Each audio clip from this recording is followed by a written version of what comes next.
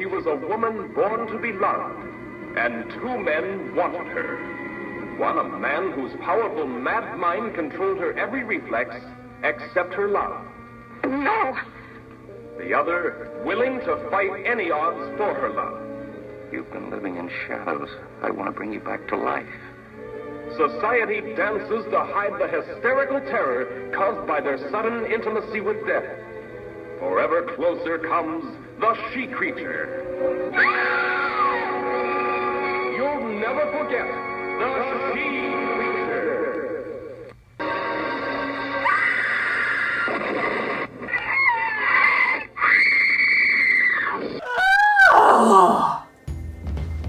Hi, my name is Libby. I'm not that great at screaming, but today we are going to discuss the horror genre. More specifically, we are going to take a look at women's roles within that genre. I'm going to be focusing on the old stuff. I'll start off with classic cinema, and then we're going to move on to the old dime store novels. And finally, we are going to go way back and look at 18th century Gothic horror. Let's get started. In a world where all of the women are lacking bones in their bodies and have to be carried around like limp noodles, and also they're usually asleep. Lines. Here's some lines. Oh look, she's asleep. And another sleeper, yep. She's definitely asleep. And oh, she's awake. We got a live one, more lines. And asleep, asleep, asleep, asleep, asleep. You get the picture. My point is, old Hollywood had even less regard for women than it does today.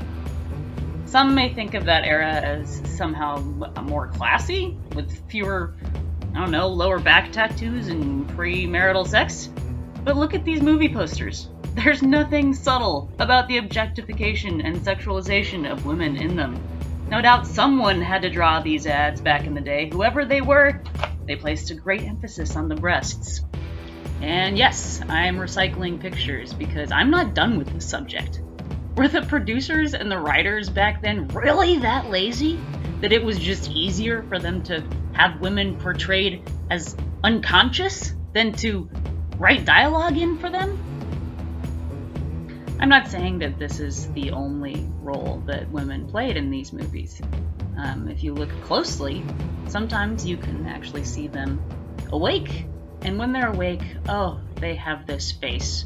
It's the scared face, and it's really, they've got it down packed. Scared face, scared, terrified, scared, shocked, scared, possessed. It's funny in the Mystery Science Theater 3000 kind of way, but it's also sad. And what I found most disturbing about these older films was the number of occurrences of women being bound up.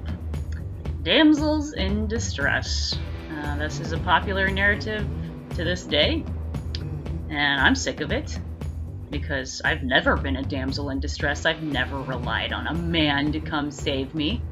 That's mostly what these dime store novels are about. It's usually centered around a detective or other strong male protagonist that's gonna save the woman.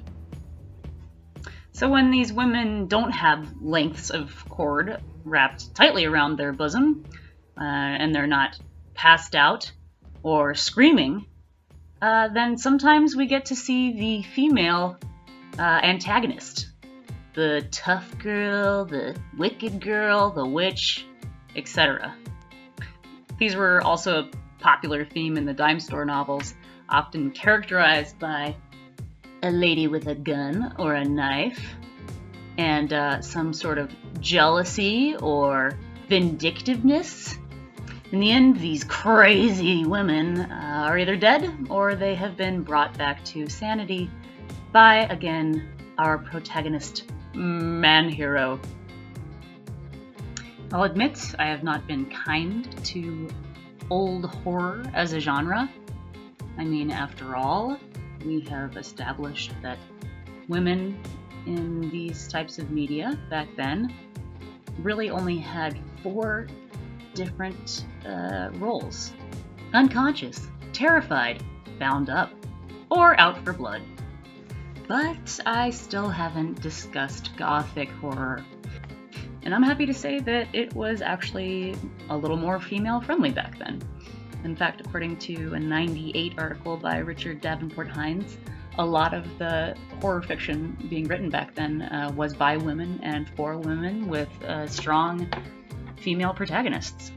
Like prolific mid-1700s horror author Anne Radcliffe, and let's not forget the famous Mary Shelley, who, as it turns out, wrote Frankenstein on a bet with family members to see who could write the best horror story.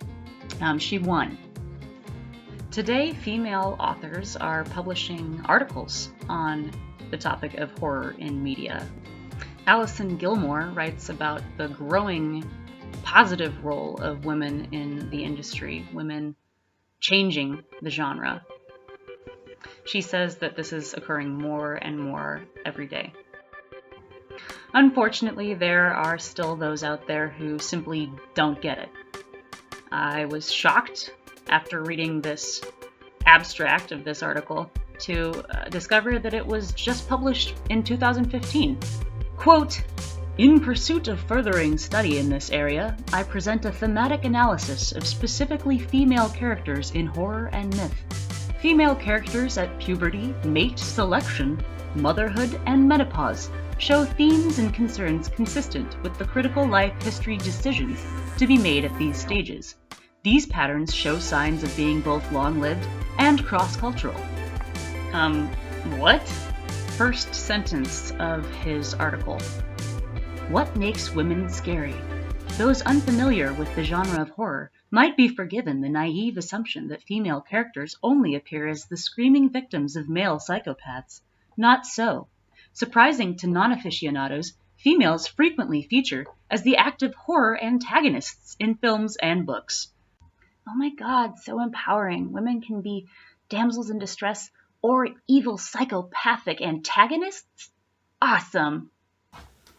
In summation, times are changing, slowly, but horror in the past has classically been completely lacking in feminist values in every way.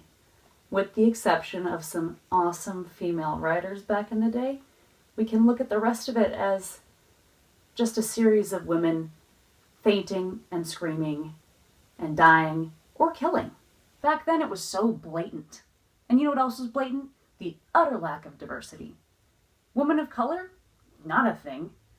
Intelligent women? Educated women? No, definitely not. Older women? Women? God, no.